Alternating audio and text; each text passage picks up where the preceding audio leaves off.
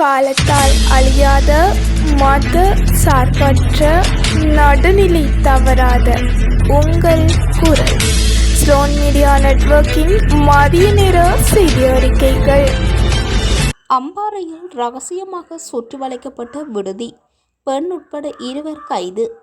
அம்பாறை நகரில் சட்டவிரோதமாக இயங்கிய விடுதியை போலீசார் மற்றும் குற்றப்புலனாய்வு பிரிவினர் சுற்றி வளைத்து விடுதி முகாமையாளர் மற்றும் பெண் ஒருவரை கைது செய்துள்ளனர். ரகசிய தகவலின் அடிப்படையில் உளவாளி மூலம் முன்னெடுக்கப்பட்ட நடவடிக்கையில் கைது செய்யப்பட்ட 2வரையும் நீதிமன்றத்தில் முன்னிலைப்படுத்த நடவடிக்கை எடுக்கப்பட்டுள்ளது. கடவுச்சீட்டு விநியோகம் தொடர்பில் வெளியான தகவல். கடந்த ஆண்டுடன் ஒப்பிடுகையில் 2026 முதல் காலாண்டில் கடவுச்சீட்டு விநியோகம் சுமார் 34,878 குறைந்துள்ளதாக குடிவரவு மற்றும் குடியகல்வு திணைக்கள தரவுகள் தெரிவிக்கின்றன.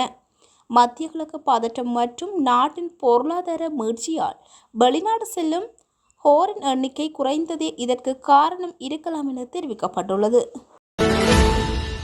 ஆட்சியை தாக்க வைக்க தினந்தோறும் மக்களை ஏமாற்றும் திசை காட்டி அரசு, சயித் பகிரங்க குற்றச்சாட்டு.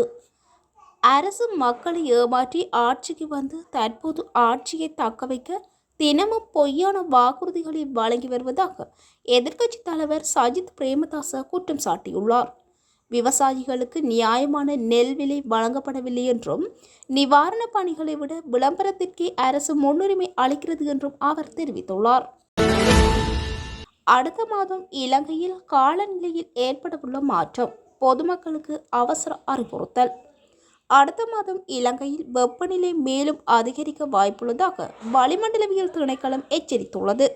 இன்று கிழக்கு உட்பட பல மாவட்டங்களில் வெப்ப குறியீடு கவனம் தேவைப்படும் அளவில் இருப்பதால் பொதுமக்கள் அவதானமாக இருக்குமாறு அறிவுறுத்தப்பட்டுள்ளது.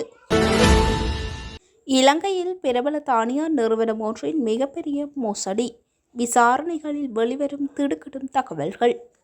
இறக்குமதி பெயரில் 700 மில்லியன் அமெரிக்க டாலர்களுக்கும் அதிகமான தொகையை சட்டவிரோதமாக வெளிநாடுகளுக்கு அனுப்பியதாக இலங்கையின் முன்னணி தனியார் நிறுவனம் உட்பட பல நிறுவனங்கள் மீது CID விசாரணை தீவிரமடைந்துள்ளது. இந்த மோசடி தொடர்பாக ஒருவர் கைது செய்யப்பட்டுள்ளதுடன் பெருமளவு வெளிநாட்டு நாணயம், தங்கம் மற்றும் 200 மில்லியனுக்கும் அதிக மதிப்புள்ள சொகுசு கார் பறிமுதல் செய்யப்பட்டுள்ளதாக தெரிவிக்கப்பட்டுள்ளது.